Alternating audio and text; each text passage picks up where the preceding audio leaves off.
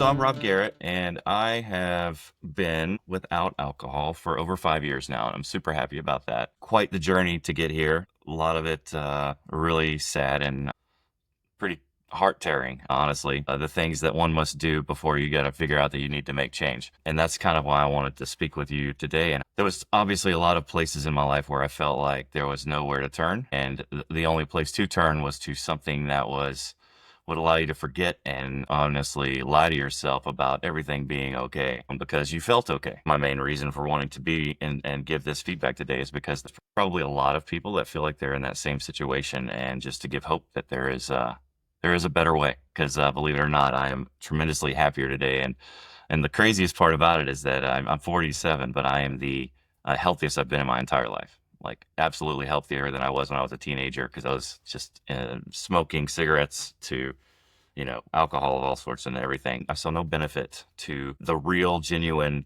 good feeling you can get out of doing and accomplishing something really hard. From anything, being able to run a mile for the first time to actually accomplishing, one of the hardest days that most people probably have never even considered doing by climbing over a mountain with, 2, 3, 4,000 feet of vert. I think there's a genuine great feeling that can come from accomplishing great things. And I feel like that's a lot. Legacy has a lot to that to offer. I definitely learned a lot of things. Probably the most profound is that I was mistaken about a lot. I was mistaken about what it took to be a good friend. Or what friendship really was. Heck, you can even say I was even mistaken about what happiness was. And that's actually really true. What did I used to do to have a good time other than drinking? I couldn't really put a spot on anything. Truly just a sad feeling like, wow, did I really not even, what is happy now? And so a lot of soul searching that went into that. The regular routine of having a conversation each night about things that were maybe not important to you at the time, but basically a way to check in with folks. And the grateful before every meal, everybody would meet. They would just say what they were grateful for. I still continue that today with the guys that I went through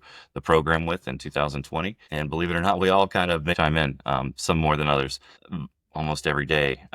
But it's a great thing to kind of, you forget just to focus on the good for a little while, and you can actually, it kind of turns your day around. I had an experience about that last week. I was with my family, and I struggle with my family over long periods, unfortunately, and it's not uncommon. They know this too, but midway through the trip, I was sitting there thinking about, well, this isn't working right, that isn't working right, and I happened to get mobile signal that day, and I saw my buddy's grateful, and I'm like, you know what, I'm going to throw a grateful in, and I wouldn't even think about what it would do to make me feel better, but I just started typing it out. Before I finished it, I started feeling better about things like, oh, well, this was good, and then this was good, and that was not so bad. So just recognizing that there are good things that can come about it if you don't focus on the bad. Something I'm always really interested to hear from alumni's perspective is there's a lot of different ways to seek treatment, right? There's a lot of different ways we find ourselves realizing, that we need help. And there's a lot of different programs, right? There's a lot of programs that don't do what might seem like this radical approach of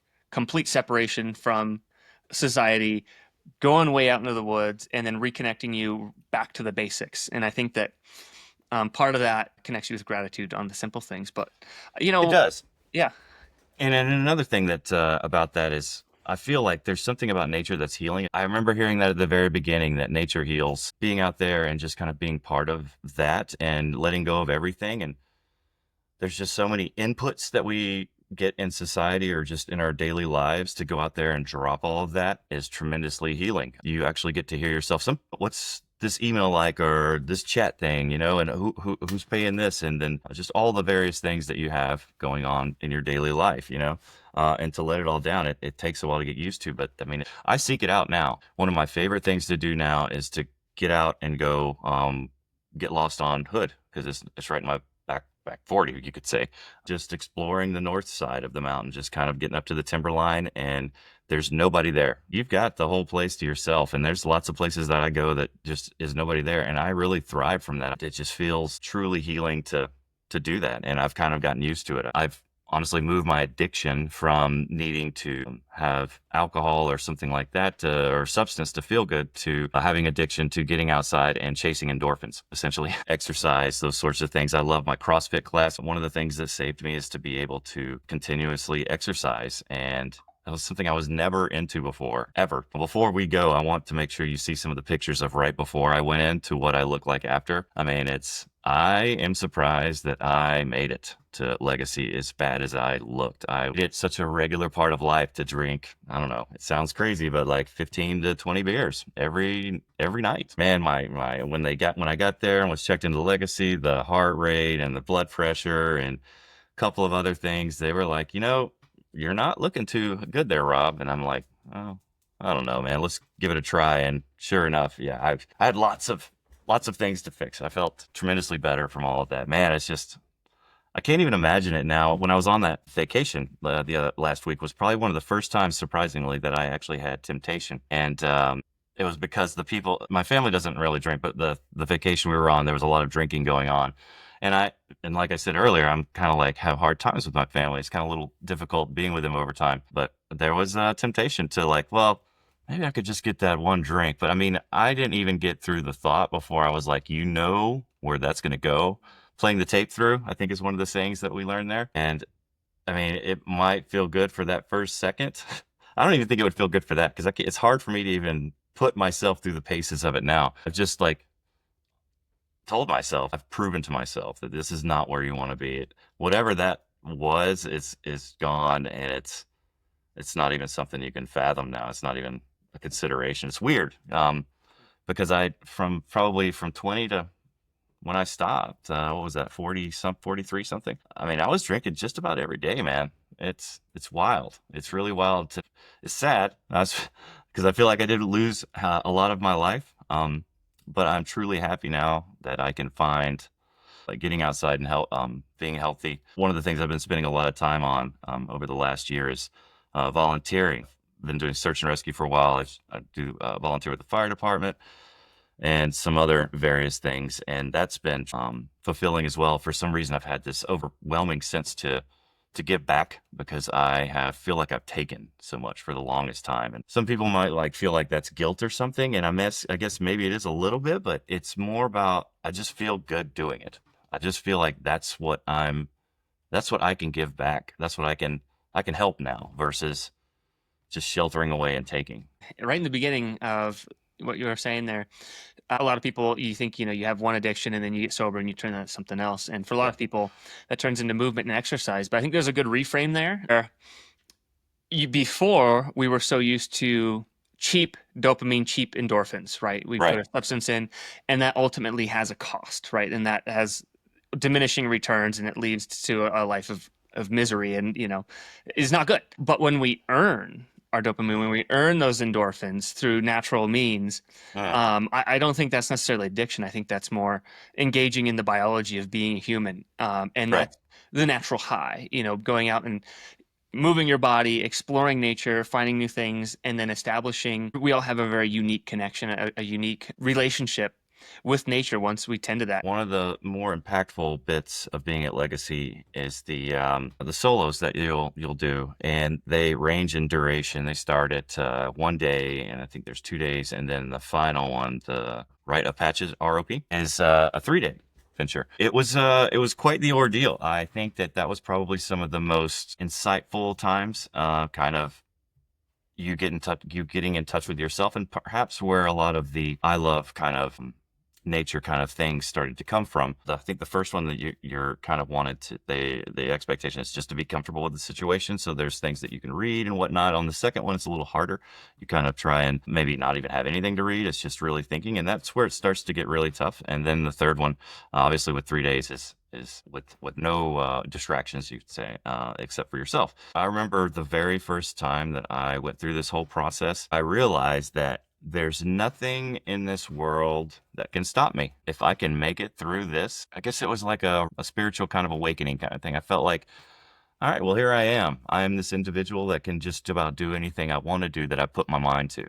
And then nothing else about the program scared me anymore. Or you might say, scared me about life, because I had the confidence then to do it on my own. Whereas before I had relied on, well, mostly, I was going to say people, but actually I found out that those weren't really good friends to begin with. I relied mostly on drugs or mostly alcohol to be my friend and help me through those things.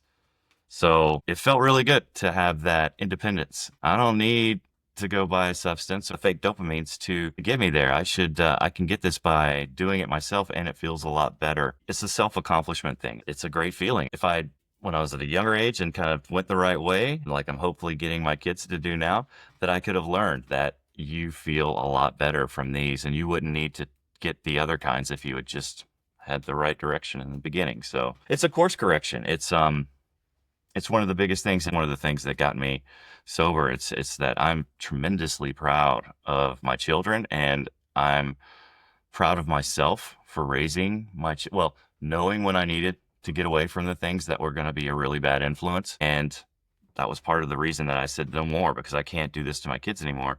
And oh my God, man, it gives me chills now to just see how great they are doing. And my son's on the honor roll, and he was just made it to national debate. And it's very special to me because I did not have that growing up. They needed a better opportunity than what I was given. And I felt so strongly about what I learned at Legacy that, I adopted a lot of those things. I started asking them things like, what are you really feeling? Like, can you give me that in an I feel statement? Started helping them with that, like, because they struggle, right? I kind of just walked them through that stuff. And then the other day, my son really wanted to go on a trip for school, really excited about doing something overseas. And I'm like, well, I just don't have the money.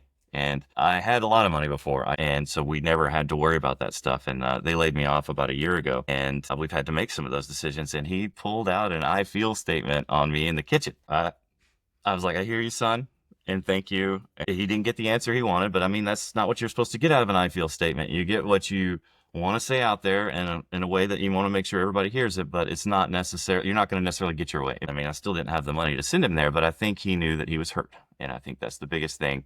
And I feel like I'd never got that opportunity when I was a child. I never felt hurt. Never felt like I was the one that was screwing everything up. I still feel that like that to this day. It's probably one of the reasons I don't get along with my family, because they don't see the change, right? You're breaking the generational chains, right? Yeah. That's a Yeah. huge and tremendously hard accomplishment, especially when the odds have been stacked against you.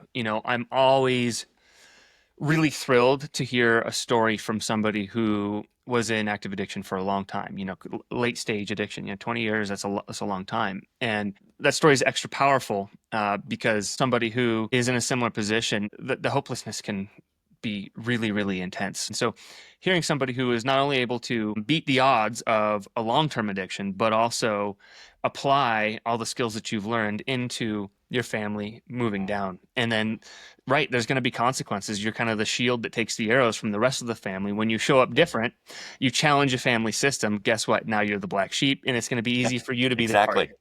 That's just the unfortunate Yes. reality of breaking these chains. And so that's it's amazing to hear. Things that we're talking about are more or less universal things to explore in this process in any sort of good treatment program or working with any good professional.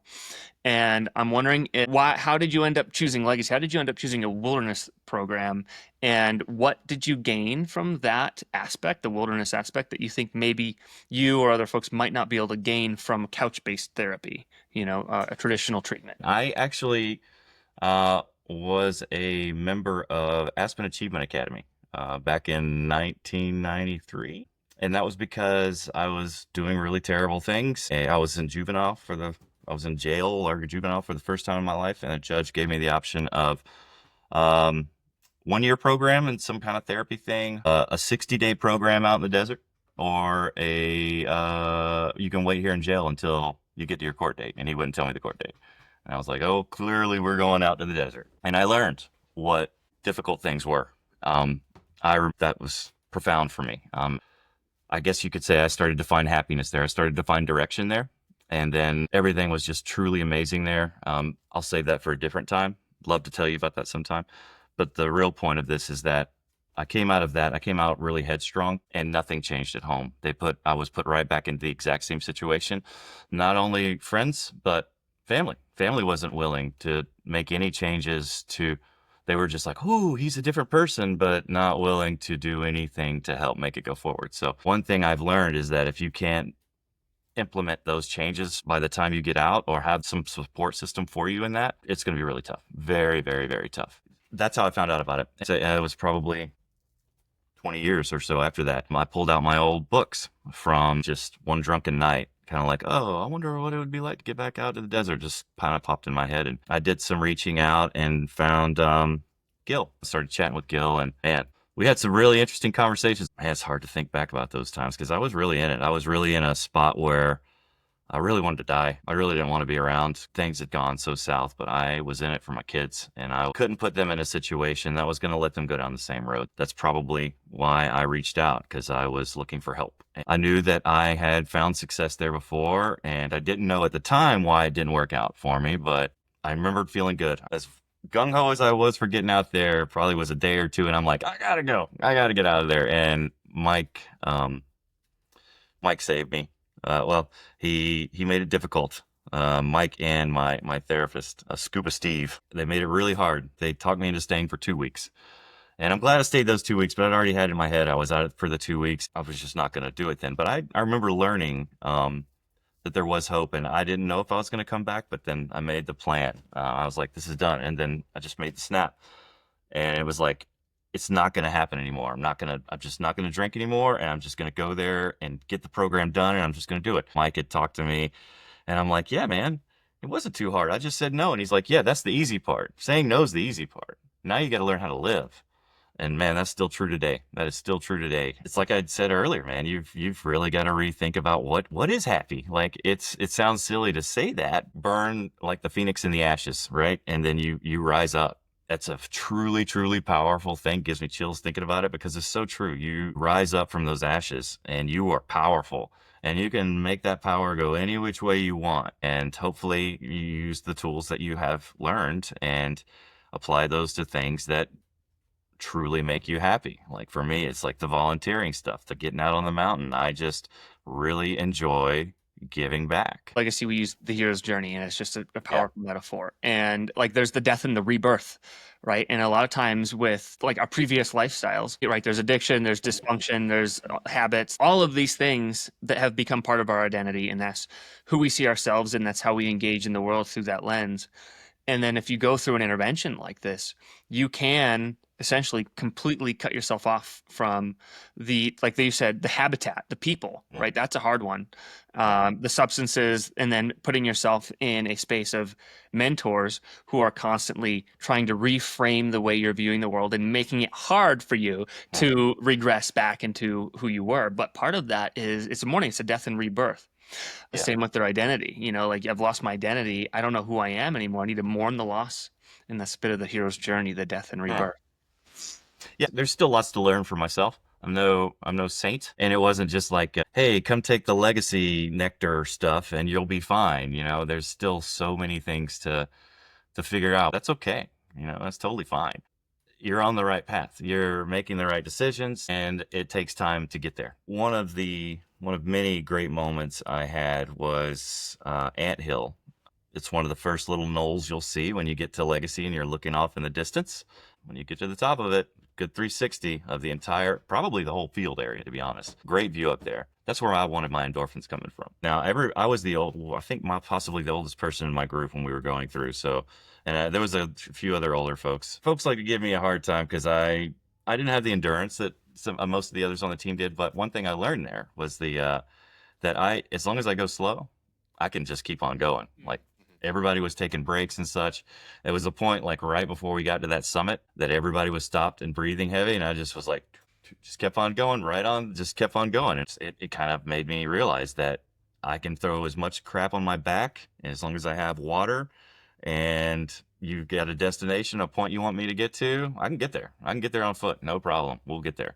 And sure enough, when we got to that one, it was just surreal. That's one of my favorite parts.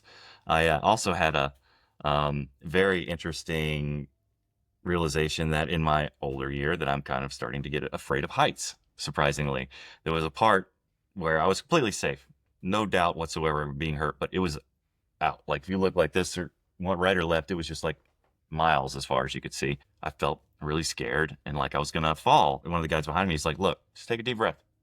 You're okay. You've got stuff you can touch.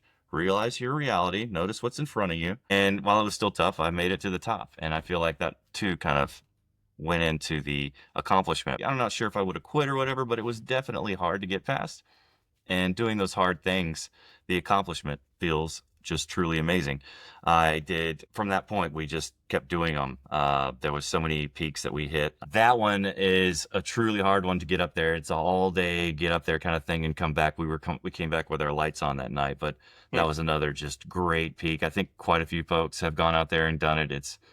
You really, and that one was a scramble. Like you're kind of like right on some scree kind of things, and it gives you the confidence to get out there and do more things. The Legacy can definitely deliver. They have the field area to take you wherever, and I love to go back there too. I've done it 2 different trips where I've come down and volunteered time. Oh man, I love going. It's one of my favorite places to go is to come back there and to camp right there on the edge of Capitol Reef. It's just beautiful, beautiful, beautiful area. You were in these like risky situations, right? And there's part of the philosophy that we actually use is a differentiator between actual risk and perceived risk. And I'm kind of like a technical kind of geeky person, so I love diving into this. But right, like what we're trying to do as guides is actually put clients into a space of a high perceived risk but low actual risk. So, whether that's like rock climbing, right? Like let's say we're going to do a rappel in the canyons. We know that the systems that we've made, it would take an act of God for everything to all fail at once. But you can't tell that to your brain when you're Right. rappelling for the first time. And, same with summiting peaks. It's like you're at the bottom, you're looking like, how the hell are we ever going to get up there? Yeah. And like you said, you just go slow. One step, the next, you just find your pace, the tortoise versus the hare. And then you have these real physical achievements, right? Like sometimes we get these like spiritual or emotional achievements by talking and relating with folks, but adding that physical achievement to the piece, for me, that was always just such a good like capstone. It would cement it in. And right, like these peaks and the canyons, it's just such a great. It's interesting. You mentioned the rappelling. That actually reminded me of another story. We were in, what is it? Puff the Magic Dragon? Pete's Dragon. Pete's Yeah. Dragon. That's what it is. Yeah. Yeah, yeah. That one is sketchy because it's got the triple. You go 1, 2, and then the third drop is like a really long one. But I learned by the time I got to the third one is just to look straight ahead, don't look down. But except for maybe the overhang, you pretty much have your feet on the wall. You can kind of control things that are going on. We went on one that it was the first time I'd gone over a drop that you were completely just on the rope. And I froze. I literally froze and was like, I don't know what to do. I can't move. And they were just like, Rob, just breathe. You're not going anywhere. And like, they even showed me because we had the second line set up to where if I did let go, nothing would happen. They're like, look, just watch what'll happen. And then everything was cool and they held me in and I was like, okay. That wasn't really it. I think it was just the fact that I had no control over the situation I was in, zero, at least in my head. But I had it, ultimately I did. I could just move things and I could start sliding down. But they could also lock me into where nothing could happen. Lots of breathing, lots of, it's going to be okay. That is quite amazing. And then I love you guys for, walking me through it. It felt good. Putting yourself out there into a situation where you feel like you don't have everything, but maybe you do, and how that can have just really meaningful impacts on you. Yeah, growth happens outside of the comfort zone. So you've pretty much given us a bit of an origin story, life before Legacy, back when you were young, before Legacy was formed back in Aspen Achievement Academy. And that sounded like it planted some seeds that you watered and came back and really reaped the fruit of later in your life. You talked to us about your experience, your time here and the things that you've learned, the transformation that happened. Like, I'm wondering now, like what's next? Anything on the horizon? Yeah, what's next on the Thank story? you for asking that one. I think something happened after I sobered up. I felt like I'd been here for so long, and it was time to do something new. I needed something to change. I needed to get my endorphins elsewhere. There was a lot of drinking that went along with that job. Part of the success of having that job was to make other folks really happy. And sometimes that just took a lot of bullshitting. And I'm really good at bullshitting when I drink. I'm not gonna lie. I can say the right things. I can make people feel really happy about stuff. One of the side effects of going through Legacy is that I do not lie at all anymore. It is tremendously hard for me to be dishonest. So much so that I'm really honest now, and I think that's hard. I think there's a lot of folks that don't know how to handle straight up honesty. And I feel like that was having a big problem with me at work. I couldn't bullshit because we have to do these performance reviews for folks. And a lot of times you were just bullshitting for folks. They'd either done you a favor or whatever, and it's just like so just disingenuous. It's a great question. What is it now? And some would be like, "Whoa, you blew your job at G or whatever, right? And all that money," and it's like, well, maybe money's not that important now. I mean, it's important. Don't get me wrong. We got to live. We got to have a place to live and that sort of thing. It was hard for me to accept when it was done, when it happened. I was without a job for about a year, and I started volunteering. And that's where, like I said earlier, I really feel like the volunteering stuff has saved me and it keeps me sane. I love going on searches. They just had a search last week where they had 5 operational periods over 5 days.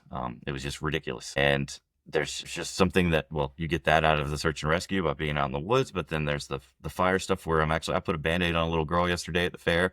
Just gave me the happiest feeling, That's where I feel like I'm at now. I'm really happy that to say that I also just finally landed a job that has me back in IT, because I do feel like I'm really good with that sort of thing, but I've been really cautious about the kind of IT job that I wanted to get, because I can't be in a position where I'm going to be asked to bullshit.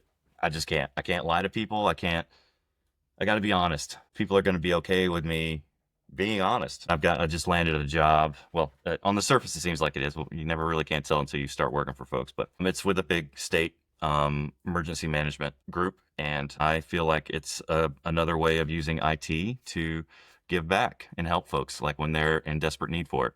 Yeah, so I guess to long answer your question is that my sole thing that I want to do now is to help others. I want to help myself by getting endorphins and feeling happy about giving back to others by doing challenging things where maybe others aren't or can't do it, or where folks are desperate, where it's a disaster situation, and my knowledge and my motivation and my willingness will hopefully save somebody's life one day. That's where I want to go. The short snippet of your story, it sounds like you've essentially transformed from a person who's within oneself to having this overwhelming need to be outside of yourself and contributing to others outside of yourself. And I think that's like one of the hardest spiritual journeys for anybody to go on, but perhaps one of the most important, like, foundational shifts to make in this work is turning the spotlight off yourself and kind of going out. So instead of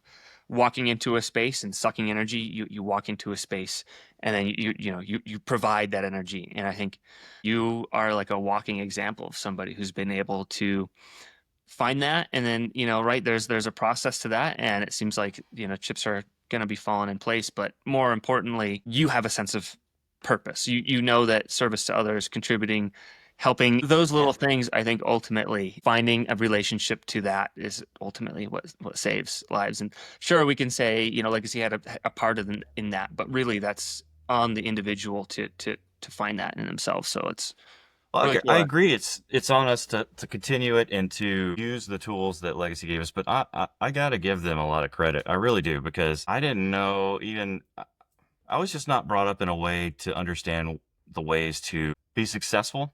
And by successful, I mean to do things that make you genuinely feel happy. Not like successful, go get a great job and make all that money. Because that's what I thought success was. I thought success was going to get a job at some big company, making tons of money, and everything else will just work out. Well, it didn't.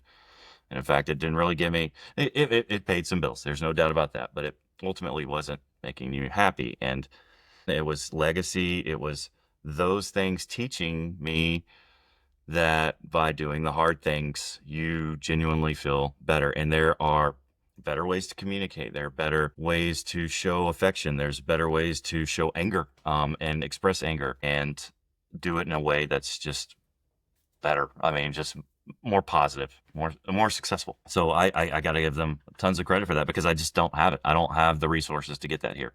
I feel like a lot of those things are experiences that I had at Legacy. So no, I don't cut that experience short. I don't cut the credit short. Genuinely, deeply care and love the Legacy and the things that they put out there, because it is genuinely life changing. And I probably wouldn't be here. And if I was, I wouldn't be in a state that would be anything. I would be just tremendously terrible about myself. I couldn't live with myself, because I would not have been the father that I know now that I could have been. So it's all the credit to them. Yeah, Gil, Mike, good people.